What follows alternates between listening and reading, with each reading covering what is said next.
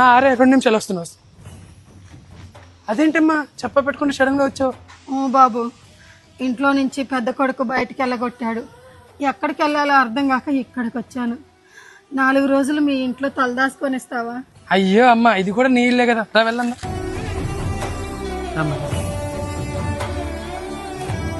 కూర్చోమ్మా, ఇప్పుడే వస్తాను. పావని, అమ్మని అన్న ఇంట్లో నుంచి తరిమేశాడంట, 4 రోజులు ఉంటానని వచ్చింది. ఏంటండి మీ అమ్మ కొడుకు తరిమేస్తాడు కదా అని వచ్చి సీదా మన్నెత్తి మీద కూర్చుంటే అలా?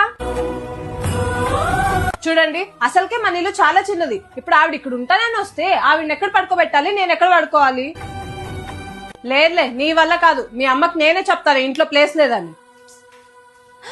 అమ్మా నువ్వా? అవునమ్మా, నేనే. అత్తొచ్చింది, బయటికి తరిమేద్దామని వచ్చావా తల్లి? అమ్మంటే అందరికీ అమ్మే కదా. నేను పెంచిన కూతురువేనా నువ్వు?